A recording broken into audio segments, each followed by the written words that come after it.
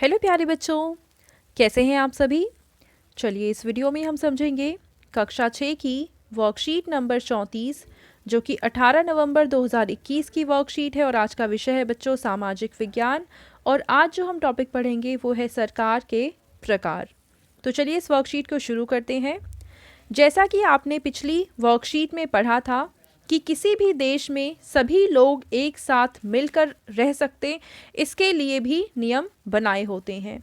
इन नियमों को ही किसी भी देश का कानून कहा जाता है, जो अलग अलग देशों में अलग अलग तरीक़ों से बनाए जाते हैं। किसी भी देश में कानून बनाने तथा पालन करवाने की जिम्मेदारी का कार्य सरकार की जिम्मेदारी होती है। यानी कि हमने पढ़ा था, पिछले वर्कशीट में ही पढ़ा था कि सरकार का कार्य होता है कि लोगों के प्रति जो भी जिम्मेदारी है उनको अच्छे से निभाना और उस कार्य को पूरा करना। ठीक है। और कुछ कानून होते हैं, कुछ नियम होते हैं जिनके तहत लोगों को रहना होता है, जिनके अनुसार उन्हें बिहेव करना होता है। और ये कानून इसीलिए बनाए जाते हैं जिससे लोगों का भला हो सके और लोग साथ में मिलकर रह सकें। ठीक है। जहां लोग मिलकर चुनावों के माध्यम से अपने प्रतिनिधियों यानी नेताओं को चुनते हैं और चुने हुए प्रतिनिधि मिलकर सरकार बनाते हैं, ऐसी सरकार कहलाती है लोकतांत्रिक सरकार। जैसे हमारे देश में है, हम चुनाव में हिस्सा लेते हैं, वोट डालते हैं, अपने प्रतिनिधियों को चुनते हैं और वही लोग फिर शासन चलाते हैं। तो इस तरीके की सरकार है लोकतांत्रिक सरकार, यानी लोगों के द्वारा चुनी हुई सरकार। चुनी हुई सरकार एक निश्चित समय के लिए लोगों के लिए काम करती है, यानी इन सरकार को हम निश्चित समय के लिए चुनते हैं। जैसे हम अपनी सरकार को 5 साल के लिए चुनते हैं। सरकार के किए हुए कार्यों के विषय में लोग जानकारी ले सकते हैं तथा प्रश्न कर सकते हैं। अब क्योंकि हमने सरकार को बनाया है, हमने उन्हें चुना है, तो हम उनसे प्रश्न पूछ सकते हैं, जानकारी ले सकते हैं कि वो क्या काम कर रहे हैं, क्यों कर रहे हैं, कैसे कर रहे हैं। तथा इन कार्यों को करने के लिए सरकार के पास कुछ अधिकार शक्तियों के रूप में होते हैं। तो उनके पास कुछ ऐसी शक्तियां होती हैं जो दी जाती हैं जिससे वो अपना काम अच्छे से कर पाएं। ठीक है। देश के लोगों के बीच समन्वय बनाने के लिए सरकार नियम कानून बनाती है जो लिखित रूप में होते हैं। ये कानून सभी लोगों के बीच समान रूप से लागू होते हैं। तो हमारे देश के जो भी नियम या कानून है वो सभी लोगों के ऊपर समान तौर से लगते हैं और ये कानून लिखे हुए हैं जिसको हम संविधान कहते हैं। संविधान में ये नियम और कानून लिखे हुए हैं जिसको पढ़कर हम जानते हैं कि क्या क्या नियम है, क्या कानून है जिनका पालन हमें करना होता है। ठीक है। तो यहाँ पे हमने डिस्कस किया लोकतांत्रिक सरकार। अब देखते हैं कि जिस देश में सरकार का चुनाव लोगों द्वारा मिलकर नहीं होता है, सरकार के रूप में सभी निर्णय लेने का अधिकार केवल एक ही व्यक्ति, जिसे राजा या रानी कहा जाता है, के पास होता है। तो देखो, कुछ ऐसे भी देश हैं जहाँ पे चुनाव नहीं होते हैं, वहाँ पे राजा या रानी होते हैं और वही सरकार का काम करते हैं। ठीक है।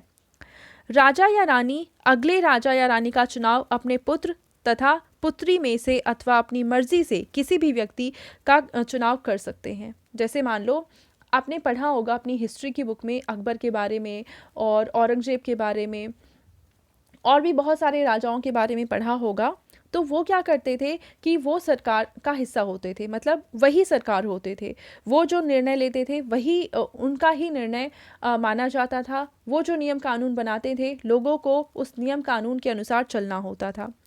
अब यही राजा डिसाइड करते थे कि अगला राजा कौन बनेगा, और अक्सर अगला राजा ये अपने बेटे को ही बनाया करते थे। ठीक है। या फिर ये अपनी मर्जी से किसी और व्यक्ति को भी कह सकते थे कि अगला राजा ये होगा।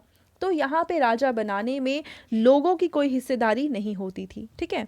राजा रानी अपने कुछ विश्वास पात्र व्यक्तियों के साथ ही विभिन्न मुद्दों पर चर्चा कर निर्णय करता था या करते थे।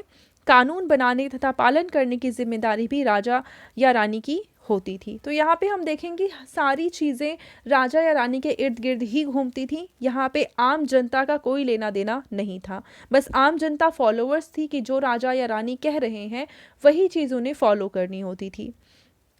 राजा या रानी द्वारा लिए गए निर्णयों तथा किए हुए कार्यों के विषय में लोग ना तो जानकारी ले सकते थे, यानी कोई भी निर्णय राजा या रानी ने क्यों लिए हैं उसके बारे में जनता सवाल नहीं पूछ सकती थी, ना जानकारी ले सकती थी कि उन्होंने क्या निर्णय लिया है।